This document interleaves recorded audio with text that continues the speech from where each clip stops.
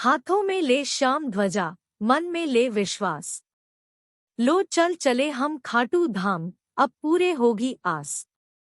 खाटू श्याम जी, जिनका बचपन का नाम बर्बरीक था, जो कि अति बलशाली और महान गदाधारी भीम के पुत्र घटोत्कच के पुत्र हैं। बचपन से ही ये बहुत वीर, साहसी, पराक्रमी और महान योद्धा थे। इन्होंने भगवान शिव जी की कठोर तपस्या की और उन्हें प्रसन्न कर मनचाहा वरदान प्राप्त किया।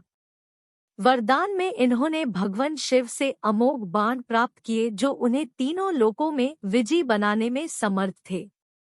पौराणिक कथा के अनुसार महाभारत युद्ध में सम्मिलित होने की इच्छा से वे अपने नीले रंग के घोड़े पर सवार होकर 3 बाण और धनुष के साथ कुरुक्षेत्र की रणभूमि की ओर चल पड़े। तब भगवान श्री कृष्ण ने उन्हें रोकने के लिए ब्राह्मण वेश धारण किया, क्योंकि भगवान श्री कृष्ण जानते थे कि अगर उन्हें युद्ध में सम्मिलित होने से नहीं रोका गया तो युद्ध का परिणाम गलत पक्ष में जा सकता है। इसीलिए उन्होंने बर्बरीक को ब्राह्मण वेश में चुनौती दी कि पीपल के वृक्ष जिनके नीचे ये दोनों खड़े थे, कि सभी पत्तियां अपने बाण से भेद कर दिखाएं। बर्बरीक ने ये चुनौती स्वीकार कर पीपल की सभी पत्तियां भेद दी, पर जो श्री कृष्णा के पैर के नीचे थी वो नहीं भेद पाए, इसलिए उन्होंने प्रार्थना की अपना पैर नीचे पड़ी हुई पत्ती से हटाएं। ब्राह्मण रूपी श्री कृष्णा ने पैर हटाने के बदले बालक बर्बरीक से दान मांगा। बर्बरीक ने उन्हें वचन दिया और दान मांगने को कहा। ब्राह्मण ने उनसे शीश का दान मांगा। वीर बर्बरीक बोले, एक साधारण ब्राह्मण इस तरह का दान नहीं मांग सकता है। अतः ब्राह्मण से अपने वास्तविक रूप से अवगत कराने की प्रार्थना की। ब्राह्मण रूपी श्री कृष्ण अपने वास्तविक रूप में आ गए।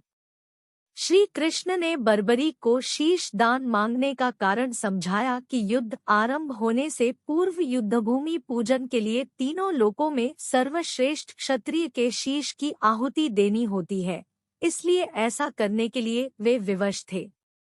बर्बरीक ने उनसे प्रार्थना की कि वे अंत तक युद्ध देखना चाहते हैं। श्री कृष्ण ने उनकी यह प्रार्थना स्वीकार कर ली। श्री कृष्ण इस बलिदान से प्रसन्न होकर बर्बरीक को युद्ध में सर्वश्रेष्ठ वीर की उपाधि से अलंकृत किया। उनके शीश को युद्धभूमि के समीप ही एक पहाड़ी पर सुशोभित किया गया, जहां से बर्बरीक संपूर्ण युद्ध का जायजा ले सकते थे।